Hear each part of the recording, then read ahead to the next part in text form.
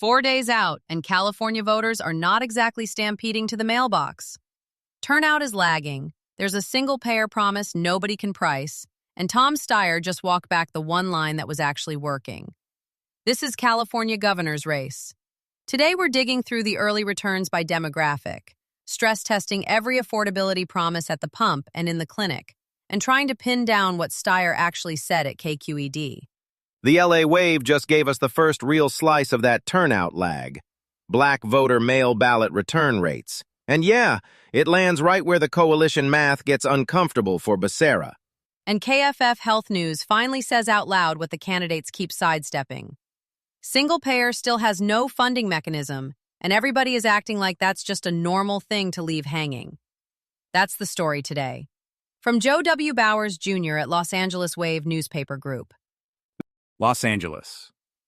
Black voters in California, like other voter groups, have been returning mail ballots at a slow pace as the state heads toward the June 2nd primary election for governor, a race that has not yet generated the same level of voter excitement as some past statewide contests. This one's from Sacramento News and Review. But with no clear frontrunner, they are sparring among themselves in debates and political ads over who is most committed to a government-run model. No candidate has outlined how California would fund comprehensive health coverage for its 40 million residents, leaving voters unable to discern which candidate has a concrete plan for the nation's most populous state. KFF Health News makes it plain. Every leading Democrat is running on single payer, and none of them has put a funding mechanism on the table. You're being asked to grade a promise with no price tag. That's a vibes auction, not a health plan. KFF is exactly the place to say that, because they're the ones who actually run the numbers on state health spending.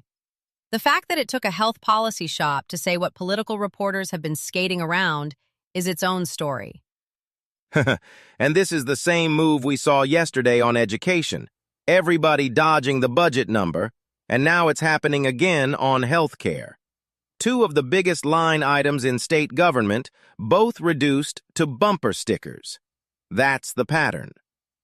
What I want to know is whether any debate moderator has actually asked Steyer or Becerra to name a revenue source on the record. Because if you can endorse the California Nurses Association and still leave the financing blank, that is a very comfortable place to stand 4 days before the primary. From Jake Schreiner at Bakersfield Now. With affordability a major issue in the race for governor, 8 candidates, 2 Republicans and 6 Democrats, are campaigning on competing plans to bring fuel costs down, exposing a sharp divide over what's driving prices and what should be done about it. Bakersfield Now. Jake Schreiner byline. 8 candidates, 2 Republicans and 6 Democrats, all pitching gas price relief. Steve Hilton is closing with this $3 gas line, which is either a bold promise or a bumper sticker with no math behind it. Yesterday, I was saying candidates were pivoting to cost of living talk instead of touching the big budget lines. And now here it is again. Nobody's explaining the mechanism on $3 gas any more than they're explaining the funding mechanism on single payer. It's a vibes auction with a price tag attached to nothing. The CalAffordable framing is doing a lot of work for a candidate who hasn't shown up in the top tier of recent polling. Coining a word doesn't move ballots, but it does buy you some earned media in Bakersfield 4 days out. Here's KQED. Steyer, who made his fortune making bets on high-risk assets, said a company like PG&E is simply following the rules California has set up. But he said those rules have resulted in Californians paying double what residents in other states pay for their electricity. I would start by not using the word enemy, he said. Yesterday, I said the PG&E attack was Steyer's best earned media asset. Then he went on KQED and literally said, quote, I would start by not using the word enemy. That's not a pivot. That's handing the weapon back. To be fair, what he replaced it with is actually a cleaner governing frame. PG&E isn't evil. The rules are broken. And his opponent list, big oil, investor-owned utilities, tech, doubles as his closing argument. Guy Marzorati gave him the room to make that case on the record.